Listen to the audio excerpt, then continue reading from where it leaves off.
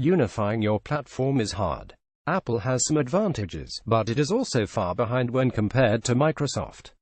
Microsoft was both lauded and derided for its Universal Windows Platform (UWP).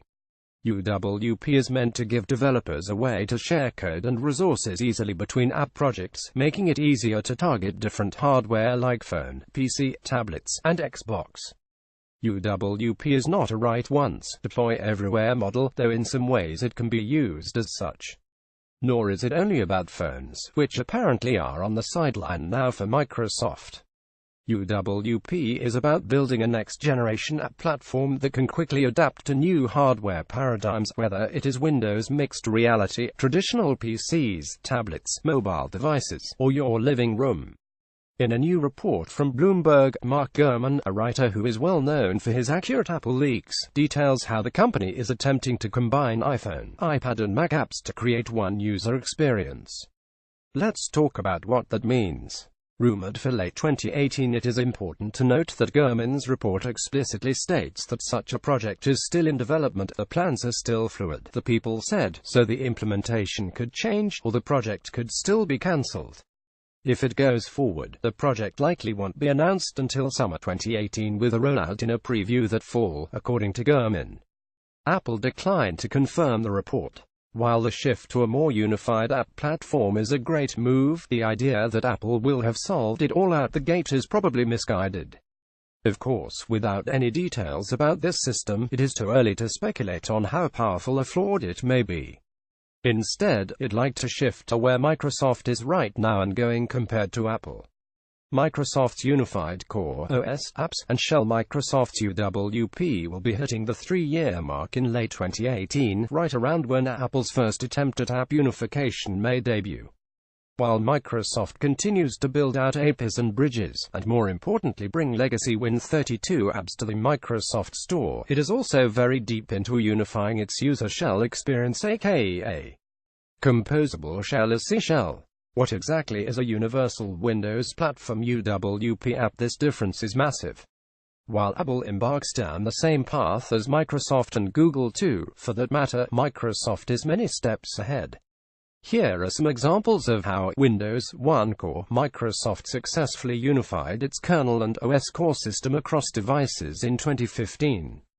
Windows UWP Microsoft unified its app platform, which runs on Win32 systems x86, x64, ARM, and Xbox. Windows 10 on ARM, announced in late 2016. Microsoft this month revealed the first devices running Windows 10 on ARM, so-called always connected PCs, a full port of the OS that can run on Qualcomm Snapdragon processors. These support Windows 10s, Windows 10 Home, and Windows 10 Pro. The OS can emulate Win32 applications too. Windows Core OS, as exclusively reported by our senior writer Zach Bowden, Microsoft is making Windows 10 modular. Once finished, Windows 10 will look the same, but components like Win32 and telephony support for cellular calls can be added or removed by OEMs. Windows Core OS will also pave the way for a true UWP version of Windows 10 without any native Win32 support that will eventually supplant Windows 10's Windows C shell, with the same kernel, a flexible core, and unified app platform. The last piece is the shell, or user interface. UI, that itself adapts to the screen. Taking the idea of continuum to the OS level, C shell lets devices adjust the UIs for different tasks and experiences. A device running full Windows 10 for the desktop would be able to take on a Windows 10 mobile UI to run in phone mode. Or a Windows 10 PC could take on the Xbox UI when in gaming mode. The possibilities are endless. These tools combined make Windows 10 an OS that can live anywhere, on any device, with any screen size, running any processor. With UWP, the apps can run on all those devices with only minor changes. It also means there is no Windows 10 Mobile anymore, because what made the OS unique has now been integrated into Windows 10 proper. Apple has some of this with shared components between iOS and macOS, but its App Store is very far behind. Apple has not, to our knowledge, taken any steps to unify its UI across macOS and iOS. There have long been rumors that Apple plans to turn iOS into macOS, including building MacBooks with ARM processors, but those plans have not been confirmed. Google is also busy combining Android and Chrome OS, but it too faces the same problems and challenges as Microsoft did and now Apple too. All three companies are embarking down the same path, but Microsoft is many steps ahead there, even though it's lagging in the fastest growth area for computing, smartphones. Apple's advantage is phones. There's no doubt that Apple has a lot going with the iPhone. Not only does the iPhone still get premium apps faster than Android, but the app quality, in general, is higher due to the controlled and limited hardware choices.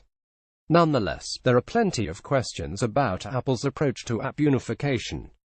Will developers merely port the apps from iOS to macOS? How robust will the tools be? How far along are the apps? Microsoft developers have quickly learned that building out a unified platform that seeks to emulate Win32 abilities takes years.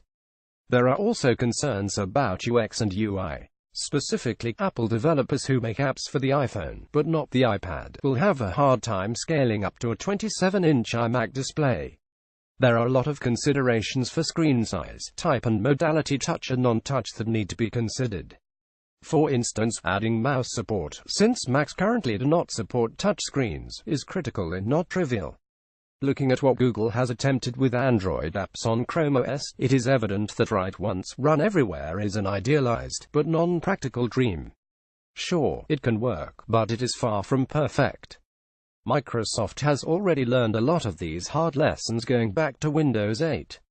Putting phone apps on a PC is merely not enough. I wrote earlier this year about the Microsoft Store refocusing on premium desktop apps and games, and that is what happened. Microsoft may focus on desktops with UWP. Here's why you should care. Merely letting users run an iOS version of Instagram on a full Mac PC may seem like a simple solution, but long-term the novelty wears off. It's also not clear that iOS apps, the majority of which are phone-focused, have a purpose on a desktop or laptop PC. For instance, it's not evident that many people on desktops utilize the Uber app for Windows 10. Why would that be different for Apple? The same problem that existed for Microsoft, who wants to run phone apps on a PC, applies to Apple. Microsoft fixed that by doubling down on desktop apps and by bringing classic Win32 programs to the Microsoft Store. But is Apple trying to fix its desktop problem by running phone apps? Unifying is hard. I see a lot of people giving Apple a lot of room here, saying oh, they will get it right. But none of this is easy. Microsoft has had a learning curve, as has Google. All three companies are struggling with a shifting computing world where device usage and experiences are changing. Microsoft has its Win32 legacy to contend with for business and enterprise. It's the company's Achilles heel. It is what makes Windows 10 PCs secure, but also what holds it back. Apple is in the same situation with iOS. It is arguably the company's most forward-looking and modern OS, but Apple will have a problem with macOS completely stagnating for features and apps.